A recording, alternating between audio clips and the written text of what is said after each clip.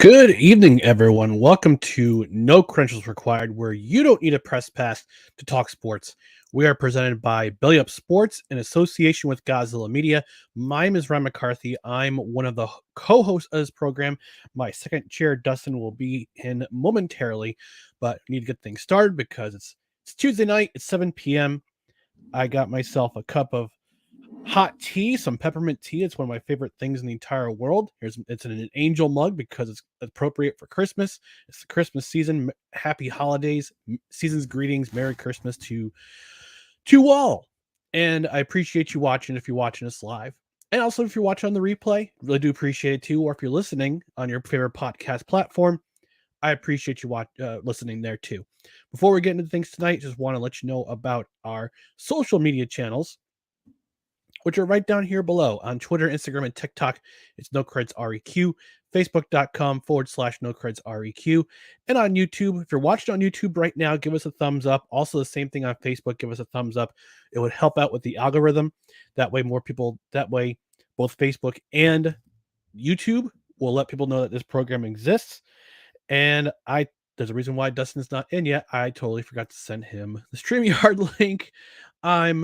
I'm with it today, folks. You know, it's one of those days where you're doing things and you're accomplishing things, you're getting things started, and you forget to send your broadcast partner the link. So I'm gonna let him know that it's the link is sent. But in the meantime, on the socials, on Facebook or YouTube, if you're watching, give us a thumbs up. Also, don't forget to engage with the show by leaving your algorithmic engagement comment, which you can do right here. We just remove this banner and boom.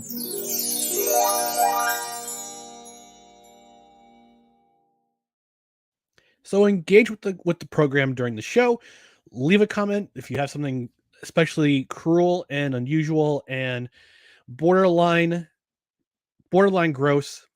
I'll probably read it. If you're listening on the podcast side, subscribe to the podcast. Spreaker is our home base, but you can also listen on Apple, Spotify, iHeartRadio, Amazon Music, wherever you listen to podcasts.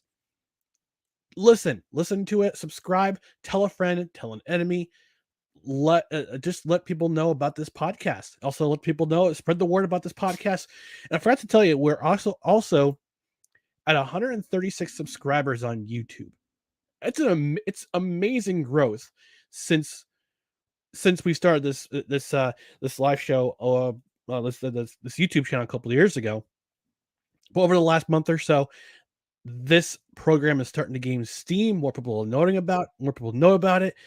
But it would still help if you tell a friend to subscribe. And again, always leave a like on the YouTube channel. Like, subscribe, get notified when we go live or we leave a short or whatever. We're doing upload, and also rate and review.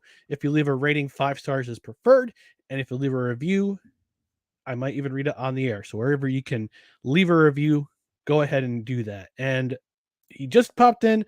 I'm gonna bring him in. He's my co-host again. He's no turkey, but he'll probably tell it to get stuffed. Dustin Henry. Dustin, how are you doing today, bud? Doing all right. How about yourself? I'm doing pretty good. I was just saying, I got your text message while I was letting people know about about everything and where to find us and whatnot.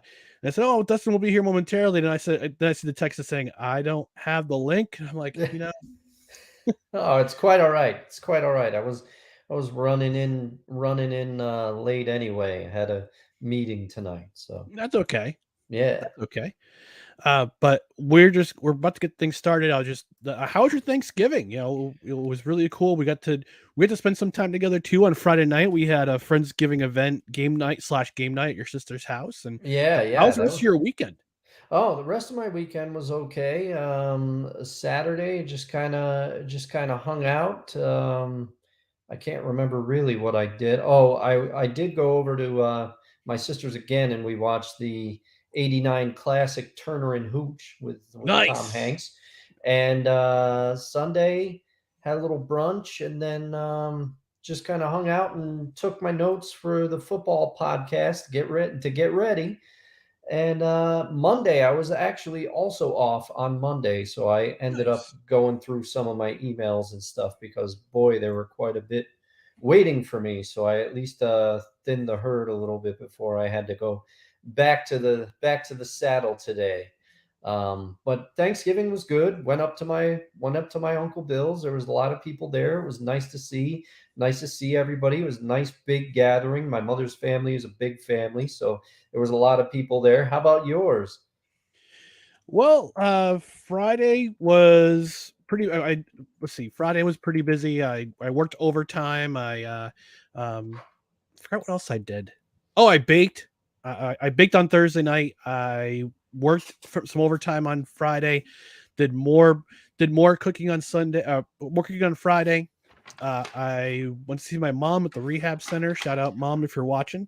Oh Uh, yeah, yep, hopefully yep. shouts And out. yeah, and she won't have to make me drink another hard seltzer like I had to do last night on Victory Monday. God. So let's see. Saturday was more of a chill in day. I worked some more overtime for work, and the rest of my day was just spent chilling, just chilling out, just relaxing, because I had a couple days and wanted to relax some more. And Sunday was another busy day at church doing what I call what my sister calls the AV club. I was doing projection and media Yeah. at church, and after that we had a support group, and then I went to go to my dad's, and I cleaned his house for a bit, so which was pretty cool. We got to spend some time with him, Nice. Man, you had a and busy weekend. I did, and was back to work on Monday. But thankfully, tomorrow is my last work day of the week because I'll be taking today. I'm taking Thursday and Friday off, and hopefully I get Monday off too. So it'll Oh, be a cool. nice 5-day weekend for me. And then the week of the 19th, I'm actually off the entire week, and that includes Christmas. So Oh, that's I'm that's nice. very Good chunk excited of for that. time. Oh Very yeah. excited for that. Yeah, and the best that we have, at least where I work, since Christmas is on a Sunday, I believe we get the Monday off. So Monday the Yeah, 26th off. So that's always a nice little bonus PTO day in there. yeah, absolutely, absolutely. So let's get into what we're going to talk about this week. Primarily, it's going to be the NFL. NFL this week, week 12. Hit some really. We're going to go over our usual things: our biggest upset, biggest disappointment, most entertaining game, most notable performances, and our hottest individual take of the week. So we're going to start off with the biggest upset of the week. And Dustin, I'm gonna start off with you. What did you think was the most what would you to you was the biggest upset of week 12 in the NFL? The biggest upset to me for Week 12 of the NFL was Jacoby Brissett in his last start, probably with the Cleveland Browns, coming in and beating a Tampa Bay team that a lot of people said, "Oh, they found a run game now. They're going to find their stride." And with that loss, every single team in the NFC South is under 500. Yeah, that right. that division is just horrible. Tom Brady looks as human as he's ever looked. It's somewhat understandable at his advanced age, but all the talk of, oh, this running game is gonna rejuvenate the Bucks. Mike Evans, he's done a couple disappearing acts in some of these games. I think it's mostly because Chris Godwin looks so good, Hmm. but it just the Bucks. I don't know. I brought it up on earlier episodes of the show. I don't know if how much of this do you think is Todd Bowles, or his scheme or something of that nature? I wouldn't say it's much of a scheme or more than it is his coaching and his time management. And as I've said in past episodes, it's worth repeating. Some some head coaches are better coordinators than Coordinators. they are head coaches. And Todd Bowles, unfortunately, I love Todd Bowles. He's a good man off the field. He's a good man. He's soft spoken. He doesn't go crazy on the media when things go awry. But he's just he's not a good. He's never been a good game time management person. Like you gotta have somebody who helps out with time management. He's never been a good time management person, and some of the coaching decisions he makes just kind of boggle the mind. You're like, wow, why do you do that? Why do you do that? So, and I'm also part of it, I think, is Tom Brady being 45 years old. Yes. And when you're 45 years old, and believe me, I'm 45 years old. Tom Brady and I are only separated in only separated by 17 days. He's 17 days older than literally Uh, 17 days older than I am. So yeah, when you're in your 40s, you don't move around as you're not as mobile and you're not as agile, especially if you've been playing a sport for I had to guess that Tom Brady has been playing football for 40 years. And that includes Pee Wee football, that includes high school football, college. He's been playing football for a very, very long time. So when you play sports for a very long time, your body gets deteriorates quicker, and he also doesn't have the same offensive line that he used to. This is a line that's better suited for a running game than it is for a passing game. mhm. Yeah. So he's not going to be able to he's not going to be able to get the ball out of his hands quicker if somebody's in his face constantly. So Yeah, which we've known that's one of the few, if you can call it a weakness in Tom Brady's game. If you can get in his face, you can throw him off. yeah, So, it's the same for any. I mean, it's the same for any quarterback, but yeah, especially Tom Brady. He does yeah, not like getting hands in his face. He doesn't like being shoved to the ground. Doesn't like getting his uniform dirty. And when that happens, he gets rattled. yes. He gets Yes, rattled. and I mean, and it was now I will say the Bucks run defense made Nick Chubb run hard for every yard that he got. I believe Mhm. he finished with 116 yards and a TD, but Nick Chubb he's a machine, man. Yeah.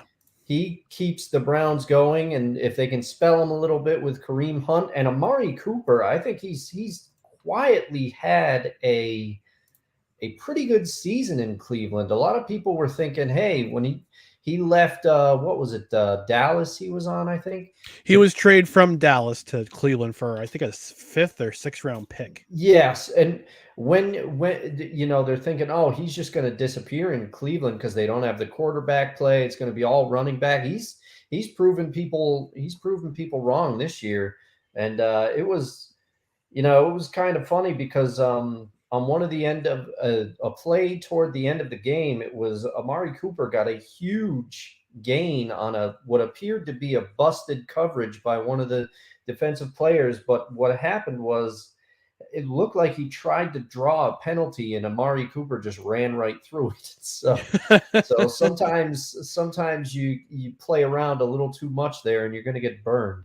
Oh, so breaking news, Dustin. I know you're not a college football follower, but breaking news: the college football playoff has had their penultimate ranking, which means it's the last week before the final college football playoff rankings come out.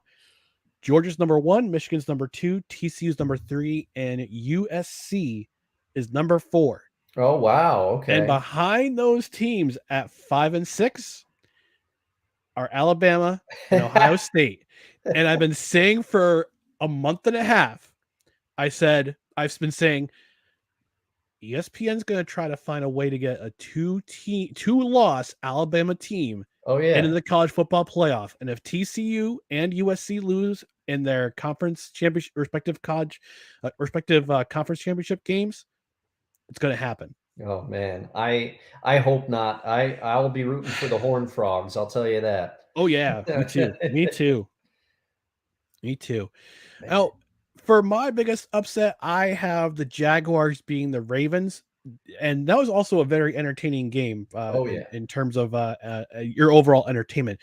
From the now from Trevor Lawrence, he's having a better season than I think people think, and Doug Peterson is a big reason why.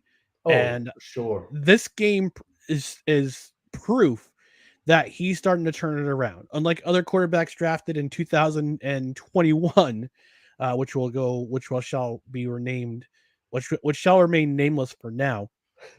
Uh, Trevor Lawrence is having Doug Peterson's doing an excellent job with Trevor Lawrence, and I gotta give a big shout out to anybody in Canada who's a CFL fan. I'm a big CFL fan myself. Henry Burris, formerly of the Saskatchewan Roughriders, the Calgary Stampeders, Hamilton Tiger Cats, and the Ottawa Red Blacks.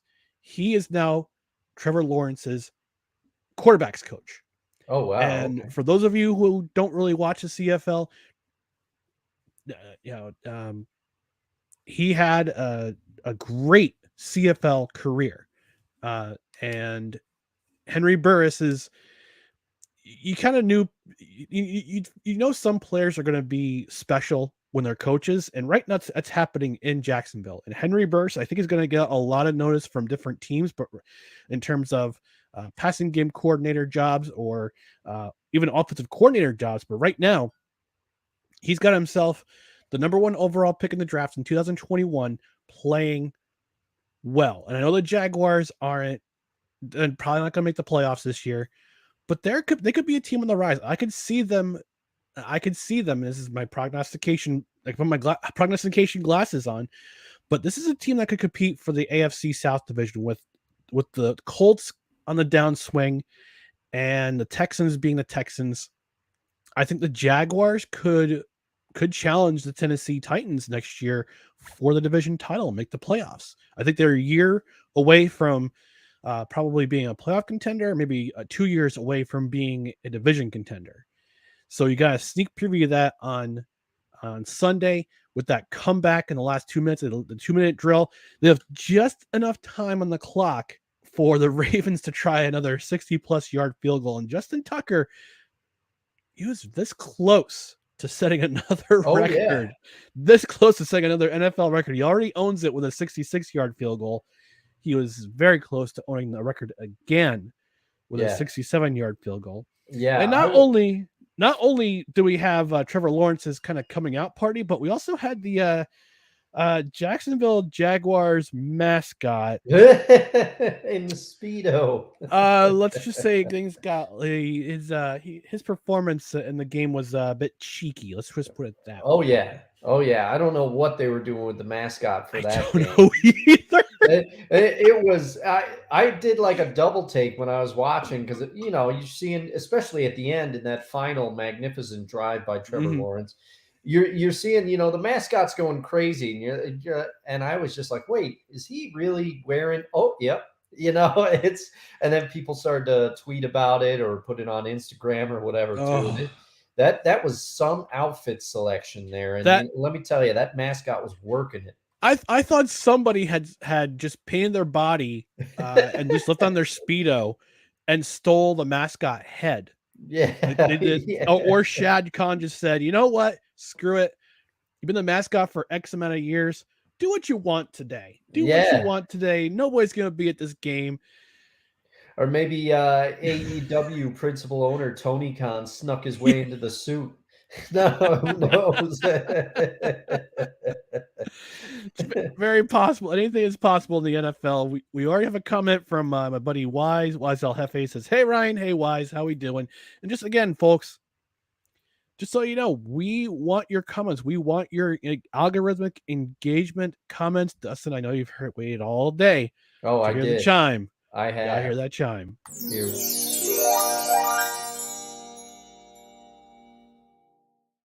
We encourage you to engage with us during the show, because again, the more engagement we get, with whether you're watching on Facebook or YouTube and you're liking the show, the more these platforms know that we exist, and the more they promote our show, and that would be awesome. So we're going to move on from the biggest upset to the biggest disappointment, and Dustin, I'm kind of dovetail off your upset here. The Buccaneers losing to the Browns, and like I said, doesn't seem like anybody wants to win the NFC South division. Yeah. The Falcons lost, the Saints got shut out, the Panthers wound up beating the Broncos, who I mentioned on Thursday's Thanksgiving special, that they're both historically and hysterically bad. Oh my goodness. Now to the point where Russell Wilson's teammates are getting ready to fight him. Oh yeah. Yeah, Mike Purcell, I think it was. He Yep. said, "Do something," you know. Yeah. I think with a few other things peppered in there, but basically the defense is getting sick of the offense's inability to score, and some of the stuff coming out of Denver, and I'll get into it a little later in the show, time permitting. But some of the stuff coming out of Denver is absolutely unbelievable. One of the things, a lot has been said about head coach Nathaniel Hackett, but Yeah. one of the rumors, and I follow a lot of Seahawks pages, so it could be, you got to take all this with a huge grain of salt. Yeah. Some of them said that Russell Wilson, according to one of his old teammates, and I forget who it was, it might have been Tyler Plumbus, former Seahawk. According to him, Russ is out there using Seahawk audibles in the Broncos offense. So effectively, the Broncos players are sitting there going, "We don't know what that means." Now, I don't know if that's true, but it could be that some of the offensive woes are on Russ using the wrong language. Which, if that is true, how do you let that happen? I don't know. The Broncos are comical. Oh my gosh. It's I don't know if you would say it's a complete it's a goat rodeo right now. It's a goat. That's the only way I can describe this offense being this terrible. This defense is basically carrying the weight right now, Mhm. and this offense is just it's terrible. It's just bad. It's a bad situation for everyone involved. I don't see Nathaniel Hackett making it past this year Yeah. at all. Yeah, I don't see how he can. I mean, I understand you don't want to admit defeat that early into a head coach's tenures, but I don't think there's been an example that has been this clear that he's overmatched or something. I Something is can think of going at on. least one. And he was Oh, my team's head coach not too long ago. yeah, you must be thinking about the old eyeball press conference himself, Adam Gase. Good old taco gazing Adam Gase. Yeah. Yeah, about the only other coach that I can think of that flamed this bad in his start was, I believe, Bobby Petrino, who was Oh, the coaching the Falcons. Oh Falcons my and then gosh. left like in some like a la the Colts old moving vans in Baltimore by cover of darkness. All of a sudden he's in Arkansas like at midnight going woo pig suey. I mean, that was Yeah, unbelievable. and that was before he got into that motorcycle Yeah, accident with his yes. mistress. Yes. Oh Oh my man. gosh. So maybe he's the only other one I can think of, but wow, this is unbelievable. Yeah. So I'm reading his Wikipedia page actually. It says the Falcons brought in Petrino in 2007 with a 5-year, $24 million contract. He was brought in to develop Michael Vick, and then that whole thing went on with Vick's dogfighting Yeah. operation. And then after December 10th, he gave us basically a 24-hour notice, and he left a 4 sentence note on the locker and basically said, "I'm out of here. I'm out of here." Jeez. I mean, Oh talk about man. sketch. I mean, my Yeah, goodness, yeah. That's unbelievable. I but don't think that one will be.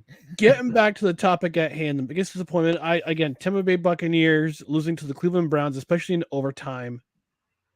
I don't know who wants to win this NFC South.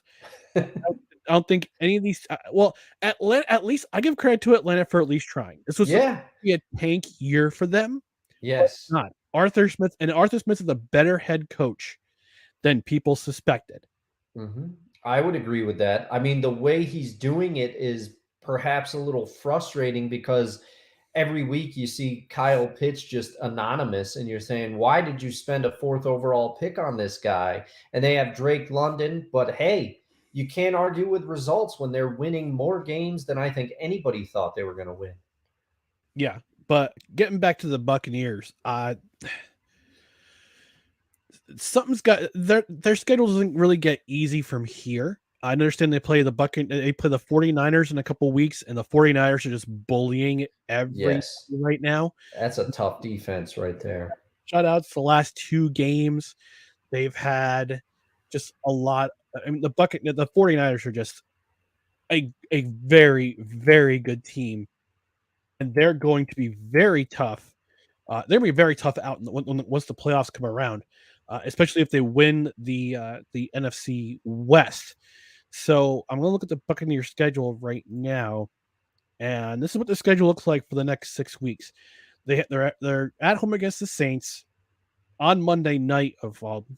Oh my gosh, on Monday night. So it's another We're Sorry America game of the week on Monday night for ESPN. They had Steelers and Colts yesterday. They have the Buccaneers and Saints next week. Then they're at the 49ers, at home against the Bengals, at the Cardinals, at home against the Panthers, and then the last game of the year, their season finale is at Atlanta, and that could possibly wrap up. That could possibly be the game that decides the division for the NFC South. Mm-hmm. And I can see probably out of this entire mix, they'll be lucky to go 3-3. Yeah. I would. I could see them beating the Saints. I could see them beating the Panthers and maybe the Cardinals. I don't think they beat the 49ers. No, I doubt they beat the Bengals, who are better than what everybody thought they were going to be this year. Yes. And the Falcons, especially in Atlanta, which and they're in Mercedes-Benz Stadium is a tough place to play this year. Mm-hmm. Judging from some of the games I've watched on Red Zone. So it's going to come down to the wire. The NFC South's going to come down to the wire, and I think that I believe, I'm pretty sure 95% of every football fan out there outside of Atlanta, Carolina, and Tampa Bay thinks that this division is going to be decided with a team that's under 500. Yeah, I would say, and the thing is too, start thinking about it. That Saints game is no gimme either because their defense is getting some. They're getting some key players like Cam Jordan's back, I think, and also Marshawn Lattimore will probably be healthy for that game, and he's always shut down Mike Evans. Those two have had some duels over the years. They had one earlier this year too. Yeah, I mean, Mike Evans got Marshawn Lattimore thrown out of a game. Yeah, if you remember that. Yeah, I had forgotten about that, but they've got quite the rivalry going on. But if memory serves, I think Lattimore's gotten the better of it more often than not. I mean, you're going to give up some big plays every once in a while, but Lattimore, he's a shutdown corner, and he would definitely add something back into that Saints defense. Yeah. So Dustin, who to you was the biggest disappointment last week? Well, I have one whole defensive unit, and that would be the Seahawks defense, specifically the run defense. What happened? I am absolutely perplexed. And maybe I jinxed them because I took the Seahawks defense. I was like, oh, I'm going to stream the Seahawks defense against the Raiders. And for about the opening like 30 seconds, I looked like a genius because Quandre Diggs picked off Derek Carr immediately. And I'm like, yep, this is why I did what I did. Plus, the Seahawks defense has been playing better as of late, blah, blah, blah, blee, blee. Josh Jacobs beat them, ran them all over the field, ran the ball down their throat. I was watching that game and I was getting frustrated because the offense was fine on the day. Geno wasn't to the level that he has been lately, but he had I think a fumble and an interception. Should have had 2 interceptions, but one of them, it was picked out of bounds. But the Seahawks offense put up enough points to win that game, especially with the fact that Kenneth Walker, he did get I believe 2 rushing TDs, but he had one really good rushing touchdown where he and the Seahawks offensive line teamed up to take half the Raiders into the end zone with him. But man, Josh Jacobs had his way. Josh Jacobs, he is, I may as well segue a little early, he is my biggest performance of the week. He had 229 rushing yards, 2 touchdowns. He had 303 total yards from scrimmage, not the least of which was that 86-yard touchdown to end the game in overtime. Seahawks run defense Where were you? Seahawks defense, what happened? The Raiders were a team that you should have beat. I'd argue that you should have beat the Bucks the week before your bye. And now you have a 49ers defense that is not going to be stopped. They're going to get the No. division. So, and you already have that loss against them, that woeful loss as I was cooking wings in a rain monsoon in week 2. Yep. So, I was there. I remember. yeah, yeah. So, I mean, what are you going to do now? Now you've forced yourself into the wild card, and you've made matters worse by losing 2 very winnable games, in my opinions. Seahawks run defense, my biggest disappointment of the week. Shouts out to Josh Jacobs, though. You got to take your hat off to the man.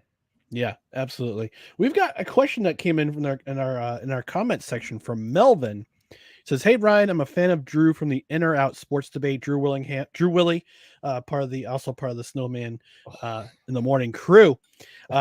He asks, and Drew shared this episode. So thanks, Drew. Appreciate you. Man. What do you guys think about the memorial of Sean Taylor that was unveiled last Saturday?" Oh my gosh. This is the worst thing.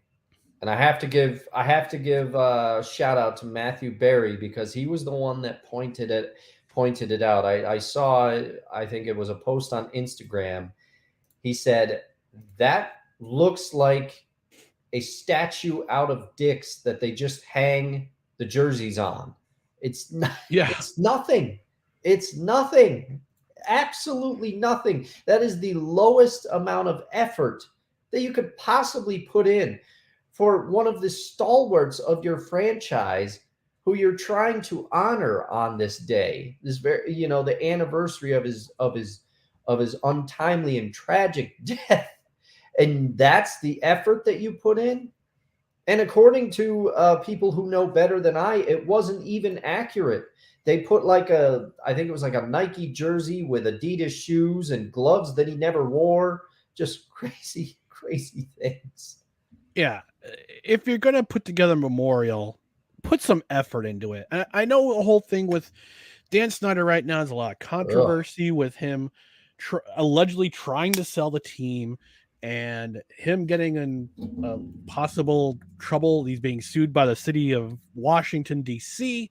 for irregularities or whatnot. I wasn't really paying attention, but Dan Snyder is becoming universally hated in the NFL by fans and I think other owners at this point alike. Yes. And this is just another reason why fans hate him. Right? Yeah. And I got a hand to Sean Taylor's daughter. She was there for the unveiling. She was crying. She said that this is the way my dad would want it. I can also give credit there where credit's due. There, they had the old Redskins logo and the colors and the white uniform and the old logo.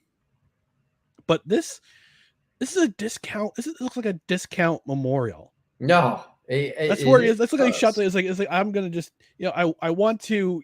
He says it's basically like that Family Guy clip at Segway where Peter's the $1 million man. Oh yeah, and they say I want to rebuild him, but I want to keep my price. I want to keep the budget scarce. Yeah, and you see Peter running around with he's got a garbage can on one leg. He's got a toilet plunger on one arm. Yeah.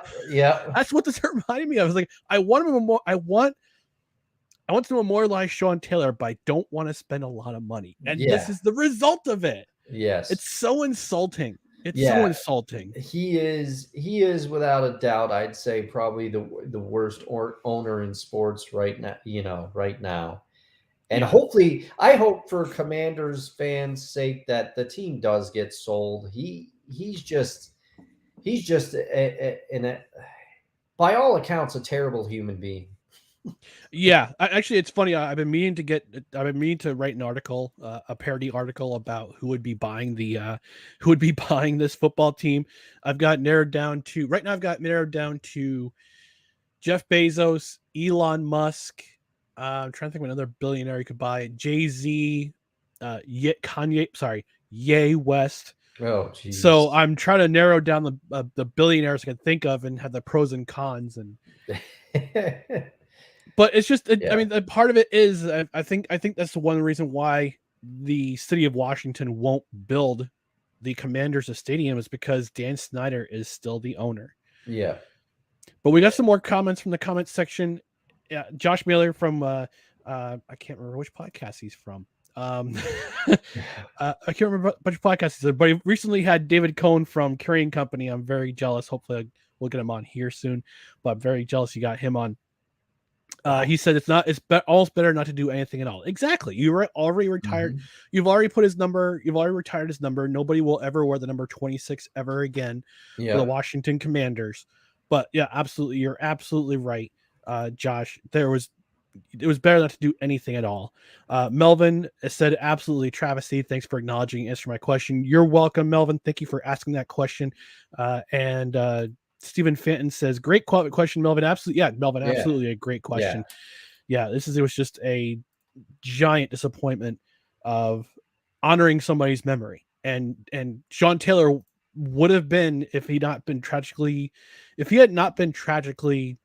had his life tragically ended in the way that he had, he would probably still be playing or would be in the Commanders or Redskins or whatever team we Yeah. want to call it. He would be in their office, probably in their front office or a coach. So Mhm. it's sad that he's gone. It's sad that it's just, but even sadder is the way who was memorialized. And Yeah. this was just a terrible. I get I get the gesture, but this was not great. It's not No, great. not great on the execution there. No, execution was lacking. Moving on to the most entertaining game of the week, and Dustin, let me get your opinion on what the most entertaining game of the week was. Well, for me, and I'm not going to go too deep into it because you already discussed this game at length earlier in the show. But to me, the most entertaining game, mascot speedo aside, was the Jacksonville Jaguars versus the Baltimore Ravens. I thought it took major stones of Doug Peterson to go for two after that amazing drive by Trevor Lawrence. I loved the call though. There was another team that also went for two. It was a week of two-point conversions. Is gutsy calls there, because I think it was the Chargers who also did that. But Yeah, hats off to Doug Peterson for having the cojones to do that. That's kind of his mo, though. That even the announcers were saying Peterson, he likes to go for two. Let's see if he's going to do it. And as soon as I saw them line up, I said they're going for the win. I like it because they were going to get in there and try to get the win. I like the moxie of the Jaguars on that one. And also there were a couple times where you're wondering what has happened with Lamar Jackson. I know he yeah, probably feels a need to put everything on his shoulders, but a couple of times where he decided to take it down and run the ball, it looked like to me he had some open throws that he possibly just missed and didn't see. And then there was one, I think I'll loosely call it a throw late in the game where he attempted a shuffle pass, which was one of the mhm, riskiest ones I've ever seen. So, and I remember week 2 or 3, I'm sitting there saying he was playing like an MVP because he was, but he I think is clearly trying to do too much in Baltimore. They missed Rashad Bateman. It's clear, but big win by the Jaguars is my most entertaining game. yep. And my most entertaining game, and I'll say sorry ahead of time, Dustin, but Raiders Seahawks was my nomination for the most entertaining game of the week. This was a back and forth affair all game long between both Yes, teams. it was. Both teams were forcing turnovers. Both teams were getting clutch touchdowns. Derek Carr, excuse me, got a 2-minute drill to end the game to tie the score for the Raiders. Then it went to overtime. You had a missed field goal. You had a Geno Smith turning back into the pumpkin, Mhm. so to speak, with some really questionable Questionable throws. throws. Yeah. You had a Seahawk become the 12th man in the field after an interception. Oh, yeah, I forgot about And that. then you had Josh Jacobs' 86-yard touchdown run to walk off the win for the Raiders, who they could be on their way on an upswing right now. So Yeah, a little bit of one, a little maybe, bit curious, but because it was last place in the division, that's going to be the Broncos. So, of course, of course. Of course. But if you look at the playoff picture right now, actually the Raiders are they're only 3 games back, but they've clawed their way back into, I guess you could say, playoff contention, right? The Jets own the 7th playoff spot, which is the last wild card spot, but they're only 2 games behind the Patriots and the Chargers, and they still actually believe they still have a bye week left to go, so they could get healthy and maybe get hot at the right time. Maybe their defense comes together. Derek Carr can get things going. The run game got going last week against, well, sorry to say, your your Seahawks, but yes, but yes. if they can get that balance going again, I'm gonna have to rescind my take that Josh Daniels is the Mike McCarthy of the AFC. And even Mike Maybe, McCarthy's not being himself right now. yeah, He's doing the yeah. same thing, rely on the running game. So he's smartened up, thankfully. Not having to overly depend on Dak Prescott and his arm to do things. So it's curious to see what the Vegas Raiders can do. Curious to see what the Dallas Cowboys will do the rest of the way. I mean, right now all four NFC teams are in a playoff berth, are in a playoff spot between the division lead with the Eagles and the Giants, the Cowboys, and the Commanders all owning the other wild card spots. So Yeah. it's going to be an exciting 6 weeks. It's going to be a sprint to the end. So I'm Oh, looking to be forward to sure. more entertaining games coming up for the last 6 weeks of this season. So we're going to take a very short break with one of our affiliates at No Credentials Required. It's Invader Coffee. We'll be right back in just a second and enjoy this quick 45-second spot. This episode of No Credentials Required is brought to you by Invader Coffee. For the coffee lover who wants good, quality coffee with no bullshit and no filler, Invader Coffee is an ultra-premium, veteran-owned coffee company proudly delivering only the best coffee your hard-earned money can buy. They aim to only serve the highest quality organic, air-roasted coffee beans sourced from free trade farms all over the world. They keep things simple. The best coffee at an affordable price in order to provide you with the value you deserve for your morning boost. 100% fair trade, 100% organic coffee beans, 100% air-roasted, 100% money-back guarantee. Visit invadercoffee.com, enter promo code BELLYUP at checkout, and receive 15% off your order. It's funny. I actually ordered some Invader Coffee yesterday using the link in the description on the YouTube page, which is the show's affiliate link. I forgot to use the promo code BELLYUP at checkout. I would have Oh, saved some money, but that's okay. I got the order coming. Got a couple of their Christmas blends. I got their Bad Santa, which is back, and I also got the Snickerdoodle flavor. oh, Yeah, interesting. I might and have they to, also I might have to fire that up. Yeah, absolutely, absolutely.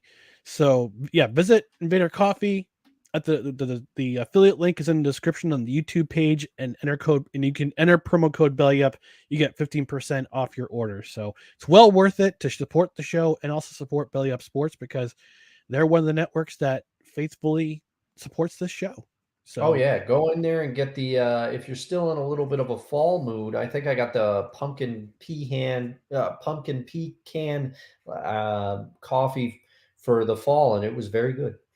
yeah, Very I'm good. gonna check the website right now. The Bad Santa's available. The Jolly Java, which is vanilla and cinnamon, and I believe caramel too. The Cookie Crumble, which is the Snickerdoodle, the original, the OG Invader Coffee. The whiskey blend is available. The Mexican chocolate is also available too. So great. Both Dustin and I have ordered their coffee. It's Hmm. very good coffee. It's excellent coffee. Veteran owned and operated. These are guys who are ex-military veterans. They know how to brew coffee. They know what they're doing. And air roasted coffee it's a little different from whatever coffee you might drink in the morning, but it's well worth the money. And they offer 100% money back guarantee. So if you don't like it, you can send it back and get your money back. It's all good. What's not to like? What's not to like? Exactly. So we're going to continue with our Week 12 wrap up. We're going to go over to the most notable performance, and this is a homer take for me, but the most notable performance for me was Mike White of the New York Jets. And last week, mid last week, Robert Saleh would come out and said that Zach Wilson would be uh, benched. He would be inactive on this week's game. They put in Mike White as the starter, and it was Mike effing White season all over again. And these are his final stats from last week: 22 of 28, 315 yards, 3 touchdowns. And he's actually the first quarterback in NFL history to have a 75-yard pass completion, 300 plus yards in passing, and 3 or more TDs in his and 2 of his first 5 NFL starts. And from the get-go, I watched the condensed game on Monday morning. You could tell this offense became alive with Mike White as their quarterback. The running game got going, and Michael Carter, he'll probably be inactive for Sunday's game against Minnesota, which is a very important game for both the Vikings and the Jets. But you had Bam Knight, Zonovan Knight, also known as Bam Knight, come in. He runs for 69 yards. He also gets a couple receptions out of the backfield. Garrett Wilson comes back to life. Elijah Moore comes to life. And like I said yesterday on Victory Monday, Elijah Moore 4 weeks ago wanted to be traded. He wanted to get out of Gotham. Garrett Wilson last week after the Patriots game, where they absolutely had a disastrous performance, said, "This ish can't last. This is not good." He has 2 touchdowns, including that pass over the middle where Mike White gets it in tight, and Garrett Wilson makes one move and he's off to the races for a touchdown. Elijah Moore gets in the end zone for a touchdown. The wide receiver room is happy. The tight end room is happy. Everyone in the offense is happy because of one move that was made. And Mike White is, I think if he has 1 or 2 more performances like he did last week, if he can beat Buffalo, if he can beat Minnesota, and more importantly, beat Buffalo, those are 2 big away games for the Jets that are coming up in the next 2 weeks. I think he's a starter for the rest of the season, barring injury. Yeah. Yeah. I mean, it was amazing to see how much more dynamic the offense looked with him and how much happier the players looked. You know, Absolutely. they were ready to go. They were, and I will say I had him written down as my best performance until Josh Jacobs happened. But but yeah, it's unbelievable what a difference one player can make. And some people might come out of the woodwork and they might say, "Oh, it was the Bears, and the Bears are having Trevor Siemian at quarterback and blah." But And they bottom have a line is, and their secondary is depleted and this and yeah. that. No, who But the cares? bottom line Next is man up. that, Next yeah, man up. the Jets beat a team that they were supposed to beat, and that's what you have to do in the NFL.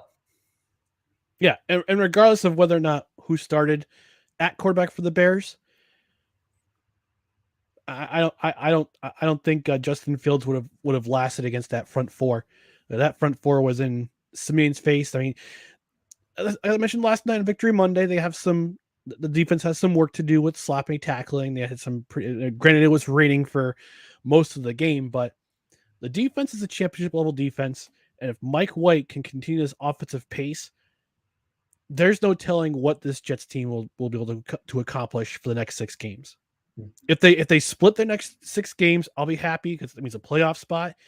If they go 4-2 or 5-1, I think the coin flip guy has the Jets winning in the next 5 games and then losing in Miami, and then Oh, going to yeah. the wild card.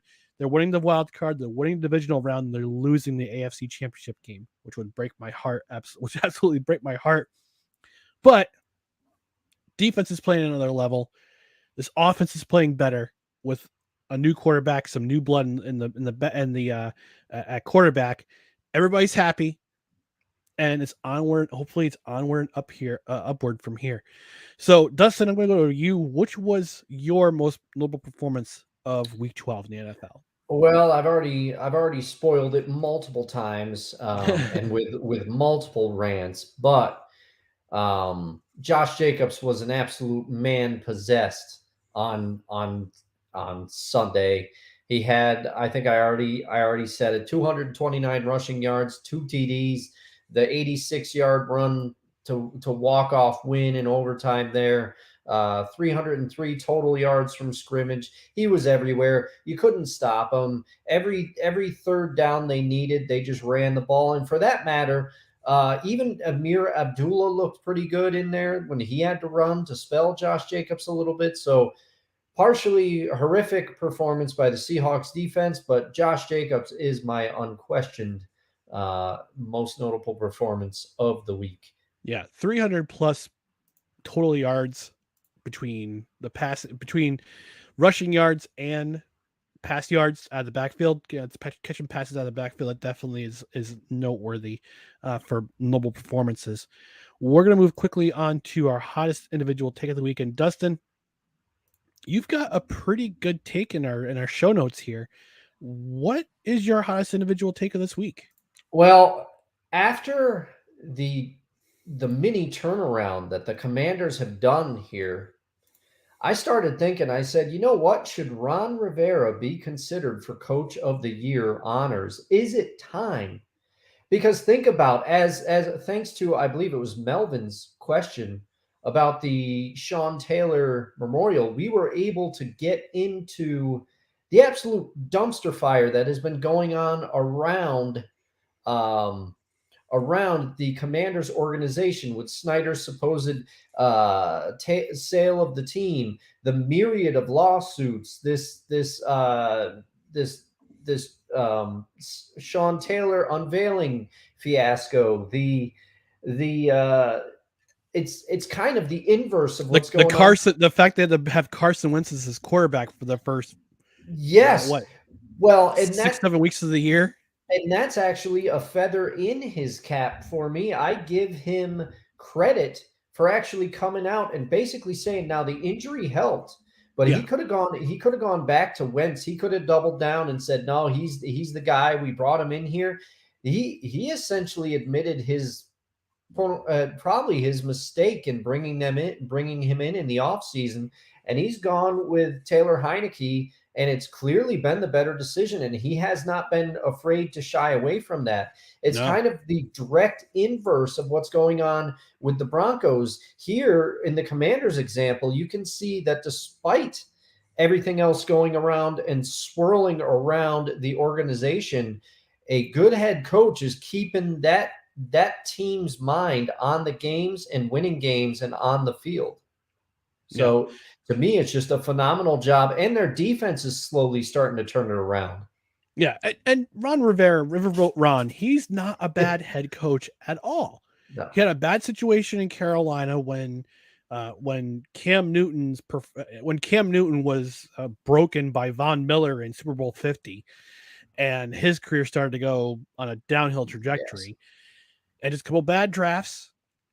And now he's in Washington. He's figuring it out. Taylor Heineke, the team, and similar to the Mike White situation in New York with the Jets, yes. This offense and this defense, this team's getting behind Taylor Heineke. And I think he should have been the quarterback all along from the start. And I understand, Carson Wentz was available. They took him. They had to give up a draft pick for him. And yeah, he definitely owned up to that mistake and said, after this injury by Wentz, and Heineke's winning, I think he's only lost one game since he was inserted as quarterback into that lineup. Yeah.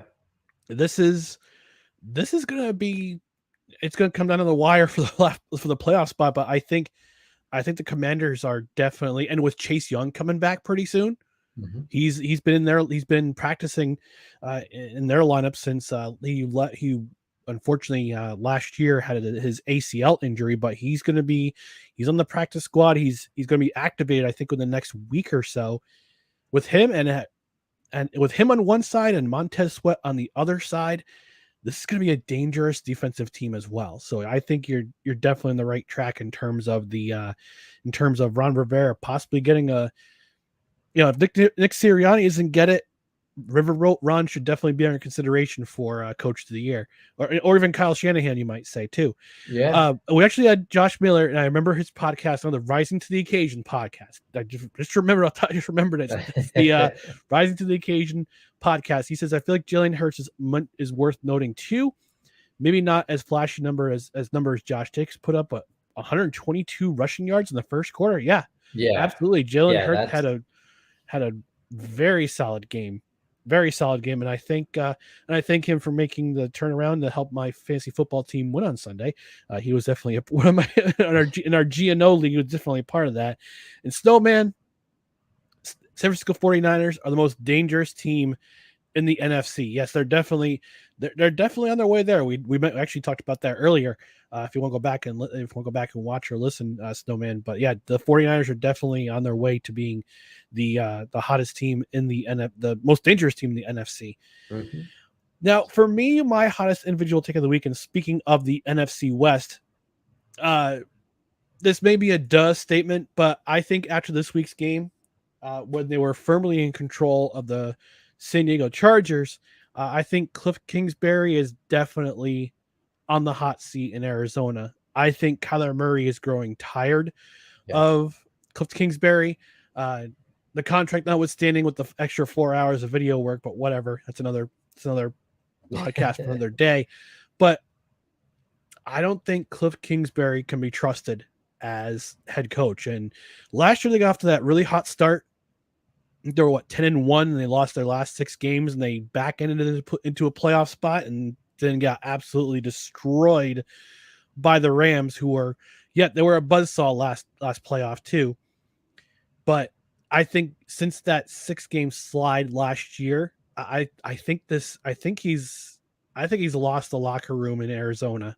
Mhm. And it's not just Kyler Murray who's the problem. The defense is also a problem. Their defense is good, but they're not great. And it showed on Saturday it showed on Friday or Sunday Yeah. when they had to close things out against the Chargers, and they couldn't do it. Not only did the Chargers score a touchdown in the closing seconds, but they also get the 2-point conversion and steal that game. And I think, in my humblest of opinion, I think Cliff Kingsbury, if the Cardinals can't turn it around and they lose out in a playoff spot, I think on Black Monday, come January, I think was it January 9th, which is the day after the season ends. I think this is going to be Cliff Kingsbury is probably going to be out of a job in the NFL and probably looking for a college job Mhm. somewhere. So that's my hottest individual take of the week. Dustin, I Yeah. don't know what kind of views you have, because you're a Seahawks fan and the Cardinals are a divisional rival. But it'd be interesting to hear what your thoughts on what your Yeah. thought is. Yeah, I mean, I tend to agree with you. He just and there have been multiple games where you think, okay, Arizona's gonna win this, and then it just I don't know if it's some time management. I don't know if sometimes the play, but Arizona just seems like one of those teams that, considering the talent that they have on both sides of the ball and the talent they Yep. brought in, they Mm-hmm. underperform. And Yep. to me, when something like that happens, you kind of everybody always says, "Oh, well, it's on the players to play." But I argue too that it is as with our last little discussion about Ron Rivera, the coaches also have the responsibility to put the players in the best chance to succeed and win. And Yep. I feel like Cliff Kingsbury is having trouble doing that. Yeah. He and he also looks sometimes, to my eye, I've seen a decent amount of Cardinals games in clips. He looks frustrated on the sideline. I don't know if I want to say apathetic, but there's a certain look to him. I don't know. He just looks like maybe he's a little aggravated or something, but something's going on in Arizona. I think you could be right. He was brought in because of that trendy air raid offense, but he could be bringing that to another campus next year. No, no, it's definitely the you can only do so much for so long, and then it's just like that. And in any sport where if the coach's messages gets lost, he starts to lose the message, he starts to lose the respect of his players, then it's time for a change. Yeah, So yeah, that's and just my opinion. I don't know if there's any Cardinals fans watching or listening that can fill me in, and either disagree with me or agree with me, but I'd love to hear what you think. But that's just my opinion. That's my take. Yeah, and it's a credit to coaches like Bill Belichick. He gets that team to buy into what he's selling 100%, and he's been around forever. And it's been much discussed. The Patriot way, getting your players to buy in and not tune you out year after year, is very, very tough. I also take my hat off to Pete Carroll in some regard in that way. He can be a little too much rah rah for a few players, but if you recycle the players every couple of years and he can get them to buy in, it's amazing to see. But Yep. yeah, Cliff Kingsbury, I don't think they're buying what he's selling. Yep. Yeah. So we're gonna have another quick ad break here from our friends at Mohawk Honda, who are friends of ours at Godzilla Media. And winter is just around the corner, folks. You can feel it in the air. Spring, we got fall going on right now, but winter, it's chill, is starting to grip the Northeast, and New York is no exception. But the one constant uh, in these seasons, in these changes, is the buying experience at Mohawk Honda. You are treated where you're greeted in with a smile and treated with respect. The new inventory is ramping up with pilots, passports, and ridgelines. And remember, this is the best time ever to sell your car. Mohawk Honda wants to buy your car, and in some cases, you may be able to sell it for more than you paid for it. Just another advantage you get from the number one volume dealer in the capital region. General Manager Greg Johnson and his team of sales consultants, they're always available to help you in the buying process. And Scott Moynihan is back at Mohawk Honda. He brings 30 plus years of automotive experience with him. Stop by and welcome Scott home. You can also see my guy, Evans Whalen. He got me into a 2016 Honda HRV. Great salesman, great car. Yep, the season's changed at Mohawk Honda. Yep, the season's change around here, but at Mohawk Honda on Freeman's Bridge Road in Scotia and online at mohawkhonda.com, they always go out of their way to please you. So I'm going to show some clips, and we're going to do a react of clips we found on social media, and by we, I mean me. Yes. So I've bookmarked a couple of things on Twitter that I think we would both kind of enjoy. So I'm going to show these clips. I thought they were pretty entertaining, and we're gonna react to them, or well, at least I'll have Dustin react to them. So, I'm gonna show the first one right now. That's not the one. This is the one. Okay.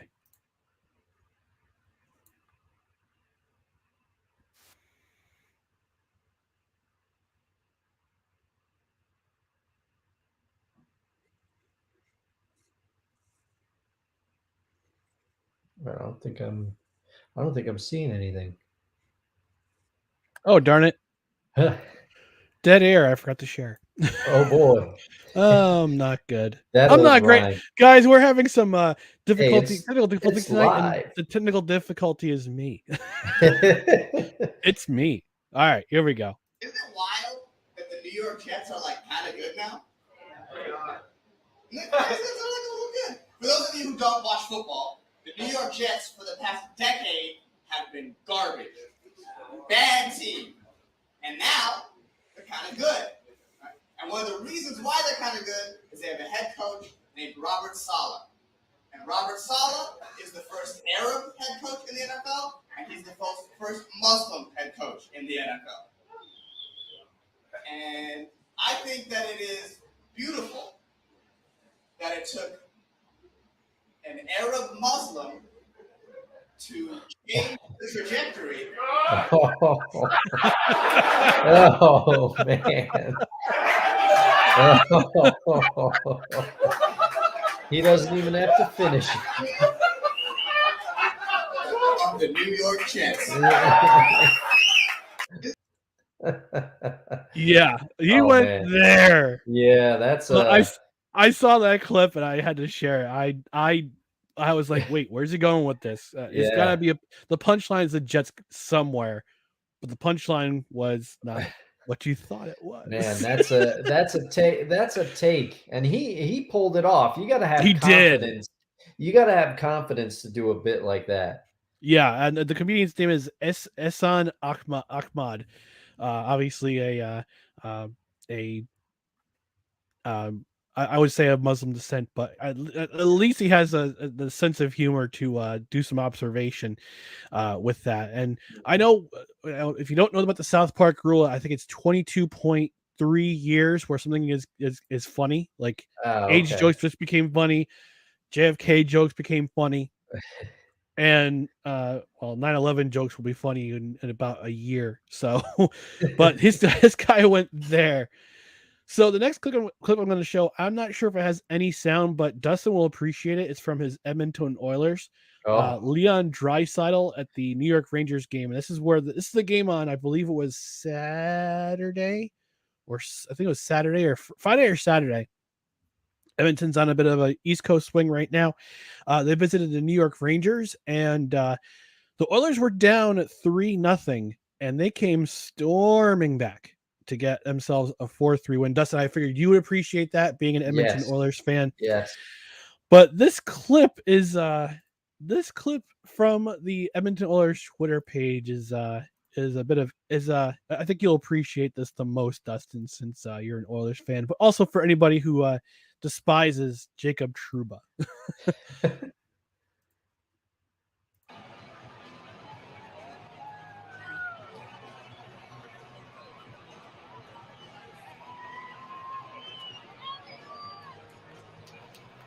I'm gonna play that one more time just to make sure you didn't. If you didn't catch what Leon Draisaitl did, watch.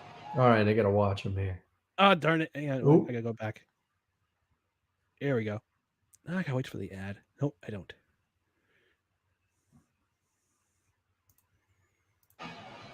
Oh, I watch the inside Draisaitl does. He knocks the stick. Oh man, that's some old Jacob school. Trouba's. That's some like street hockey stuff right there. That is. That's total street hockey thing. And Jacob Trouba's like, yeah. That was Oh man. Watch it again. And and this is the night that the Rangers debuted their reverse retro jersey for 2022-2023, which is basically copy paste from their uniforms from last year with Lady Liberty on their front. They just pasted it to their Broadway blue jersey. Lots of hard work put into that one. Oh, so much hard work put into that one. So much hard work. There's one more here I want to show you. It's actually from today's US after the USA beat Iran. Sorry for spoiler alert for those of you who didn't get a chance to watch the game. United States beat Iran in World Cup group play. They're on their way to the round of 16. They're going to play the Netherlands and probably get destroyed. But who knows? Weird things, stranger things have happened in the World Cup. But this is a pretty funny clip I found after the game. I don't know if you remember Blue's Clues, but you'll enjoy. I think you'll enjoy this if you watch Blue's Clues. Letter. We just got a letter. We just got a letter. Wonder who it's from. These nuts. Johnny. I'll play it again. It's an autoplay, so it just goes. Yeah. Who it's from. These nuts. Got him. Got him. Oh man, that you got to respect the game on that too. They probably posted that immediately. Oh, yeah. I'm sure they had that queued up and ready to go after the 99th minute and just go, yep, send. Yeah. I have thought it was going to be like some flock of seagulls, thing. Iran, I thought it was going to be something like that, working that in there, but I did like that. That was a good one. That was a good one. Now, that's the 3 clips I saved I bookmarked on social media this week, and those are good finds. It's a good find. That was a good find. So if you're watching right now, and you've got some clips on social media that you want us to share every so often, maybe next week or a week after or whenever. If you find something funny, whether on Instagram, Twitter, Facebook, even TikTok, send them here. Send them here to our social media channels, No Creds REQ on Twitter, TikTok, and Instagram at No Creds REQ, Facebook.com/No Creds REQ, YouTube.com/ at No Credentials Required. So, Dustin, hold on. There we go. Oops, sorry, went a little I got a little inflated there. So anything else to add? Actually, yeah, anything else to add for this week before we close up shop? Well, before we close up, I just want to say a hearty congratulations to you, sir. I believe, if my memory is correct, you have been nominated as one of Belly Up's nominees for Content Creator of the Year. And I think it's very well deserved. Very well deserved. You've been putting in a lot of hard work, not just on this podcast, because guess what, folks? I contribute to the show rundown, but Ryan puts everything together. He does the hard work. I just show up, and some of you may think I add to the talent, others not. But hey, I basically just show up. He puts the show together every week. He appears on other podcasts and segments, and he's also got his New Jersey Devils podcast. And he also writes for Belly Up Media. The man is everywhere. Thank you so much. Yeah, it was. I saw that notification yesterday, both on social media and our private Slack channel, and yeah, it is indeed an honor just to be nominated with a bunch of other excellent content creators. Vince Stover from the Sports Stove. He also covers Eastern Kentucky University athletics. Kevin Wilson, who comes in the comments section every so often. He's one of our he's one of our more active fantasy writers for both fantasy baseball and fantasy football. He's also part of the fantasy breakdowns for Belly Up Media. Vince Stover also hosts the fantasy baseball show on Mondays or Sundays. Angela Duke, who is his Divots and Pivots program, you should check that out on YouTube, and he is also a fantasy writer as well. And the last one, I'm trying to remember who the last one is. Chase Thornton, who's one of our fantasy guys too. So lots of, well, it's not just us five, but it's also other people who contribute on Belly Up Sports. We've got lots of great content in podcast form and live stream form, videos, writing. We've got editors. We got people who make graphics. It's an honor to be nominated. And sometimes, this year's been kind of difficult in terms of trying to find the right fix for this program, for this particular podcast. I've tried covering local sports. That works out sometimes. I tried doing a morning podcast. That took a big toll, and I kind of took some time off from that for a bit and just went to just a regular weekly show and doing some writing, getting that passion, building up that passion again. And sometimes it's, I doubt myself a little bit in terms of whether or not people would see the work I do. And I wanted to work in media when I finally graduated from I got my bachelor's degree. Unfortunately, with the pandemic being the way it is and with the economy being the way it is, it's just tough to do work. But both Belly Up Media and Godzilla Media have been very supportive in helping me be creative, create content, whether it be this podcast, whether it be writing, doing videos. I've done commercial write-ups and videos for Belly Up Sports and Belly Up Media. The commercial you saw for Invader Coffee, I made that before we went on today. So you kind of wonder, for me for a while, just it made me wonder whether or not this was all my work was being noticed, and this kind of this really does confirm that yes, it's being noticed. Somebody's noticed it, and it's internal, and and I have nothing but good things to say about Mike and Blaine, the co-founders of Belly Up Media. Jared, who was on this podcast a couple weeks ago. Yeah. He's our podcast director. All the editors, all the behind the scenes people, all the fantasy people, thank you for just again, it's just an honor and very humbling just to be nominated and just to be recognized and having them see that somebody's noticing it and it's being appreciated. So thank you guys at Belly Up Sports, Mike and Blaine and everyone else who wanted to recognize me as a nominee for this award.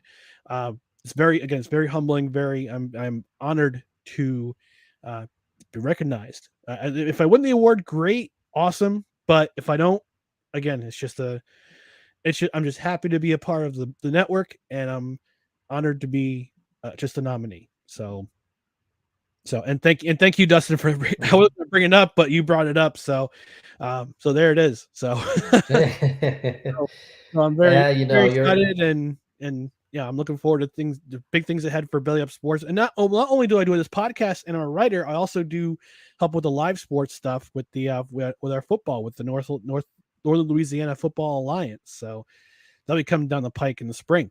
Mm-hmm. So looking forward to doing that as well. So, but no, thank you for recognizing that. And I wasn't going to bring it up until you brought it up. So yeah, that's my fault. That's my fault. But I just felt like okay. it had to be recognized.